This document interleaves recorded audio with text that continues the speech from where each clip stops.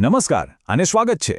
આજે આપણે કોઈ મોટા જટિલ વિષયની નહીં પણ એક એવા અસાધારણ વૃક્ષની વાત કરવાના છીએ જેમાં આપણી દુનિયાને વધુ સારી બનાવવાની જબરદસ્ત શક્તિ છુપાયેલી છે। જરા વિચારો, એક એવું વૃક્ષ જે સદીઓથી આપણી આસપાસ જ છે અને આપણી આજની મોટાભાગની સમસ્યાઓનો ઉકેલ પણ તેની પાસે જ છે। અને ના, આ કોઈ કાલ્પનિક વાર્તા નથી, આપણે વાત કરી રહ્યા છીએ કણજી નામના એક અદ્ભુત વૃક્ષની। તો આ અદ્ભુત વૃક્ષને સમજવાની શરૂઆત કરીએ એના અલગ અલગ નામોથી, કારણ કે એનું દરેક નામ એની એક ખાસ ઓળખ અને એના ઉપયોગની આખી વાર્તા કહી જાય છે। જુઓ, આ વૃક્ષ મૂળ તો ભારતનું જ છે, પણ અલગ અલગ જગ્યાએ એને જુદા જુદા નામોથી ઓળખવામાં આવે છે। આપણે ગુજરાતીમાં એને કણજી કહીએ છીએ, હિન્દીમાં એ કરંજ તરીકે ઓળખાય છે અને વિજ્ઞાનની ભાષામાં એનું નામ છે મિલેટિયા પિન્નાટા।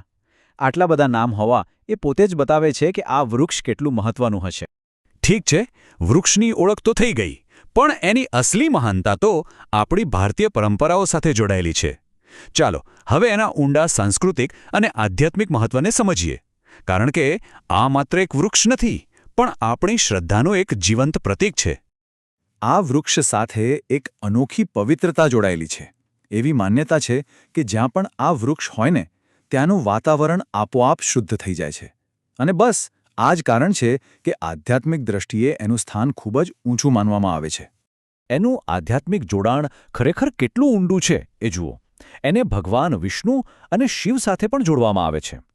જૂના જમાનામાં ઋષિમુનિઓ આ જ વૃક્ષ નીચે બેસીને તપ કરતા હતા।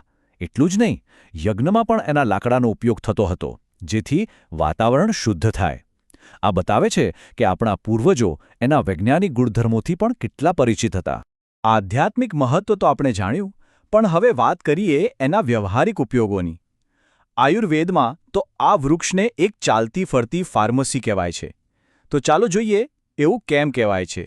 કદાચ જાણીને નવાઈ લાગશે કે આ એક જ વૃક્ષ કેટલા બધા રોગોનો ઇલાજ કરી શકે છે। ચામડીના રોગો હોય કે પછી સાંધાનો દુખાવો, દાંતનું સ્વાસ્થ્ય જાળવવું હોય કે પેટની સમસ્યાઓ દૂર કરવી હોય, કણજી એક કુદરતી ઉપચારક તરીકે દરેક જગ્યાએ કામ આવે છે। અને આ વૃક્ષની સૌથી મોટી ખાસિયત એ છે કે એનો દરેક ભાગ ઉપયોગી છે। એનું તેલ ચામડી અને સાંધાના દુખાવામાં જબરદસ્ત રાહત આપે છે। એની ડાળીનું દાંતણ કરવાથી દાંત અને પેઢા એકદમ મજબૂત બને છે અને એના બીજનો પાવડર પાચન સુધારવામાં મદદ કરે છે। આ બધું જ જ્ઞાન આપણને પેઢીઓથી વારસામાં મળતું આવ્યું છે। ચાલો, પ્રાચીન ઉપચારોની વાત તો થઈ ગઈ, પણ સવાલ એ છે કે શું આ વૃક્ષ આજના આધુનિક પડકારોનો સામનો કરી શકે છે? તો હવે આ ચર્ચાને આગળ વધારીએ અને જોઈએ કે કણજી આપણા ભવિષ્ય માટે કેવી રીતે એક ઉકેલ બની શકે છે।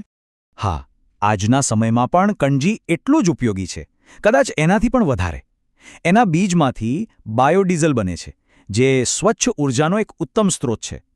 તેલ કાઢ્યા પછી જે ખોળ વધે છે એ રાસાયણિક ખાતરનો કુદરતી વિકલ્પ છે અને તો એક કુદરતી જંતુનાશક તરીકે પણ કામ કરે છે। કહી શકાય કે આ પર્યાવરણ માટે કમ્પ્લીટ પેકેજ છે। અહીં આપણે સીધું જ જોઈ શકીએ છીએ કે કણજી કેટલો સારો અને ટકાઉ વિકલ્પ પૂરો પાડે છે। જુઓ, એક તરફ છે પેટ્રોલ ડીઝલ, રાસાયણિક જંતુનાશકો અને સિન્થેટિક ખાતરો, અને બીજી તરફ છે કણજીના કુદરતી અને પર્યાવરણ મિત્ર વિકલ્પો। આ સરખામણી ખરેખર આપણને વિચારવા મજબૂર કરી દે છે। તો હવે આપણે આ ચર્ચાના અંત તરફ આગળ વધી રહ્યા છીએ અને હવે આપણે આ વૃક્ષની ટકી રહેવાની અદ્ભુત ક્ષમતા અને એના બહુપક્ષીય વારસા પર ધ્યાન આપીશું। 80થી 100 વર્ષ, આ છે કણજીના વૃક્ષનું સરેરાશ આયુષ્ય। આટલું લાંબુ જીવન એની ટકી રહેવાની જબરદસ્ત ક્ષમતા દર્શાવે છે।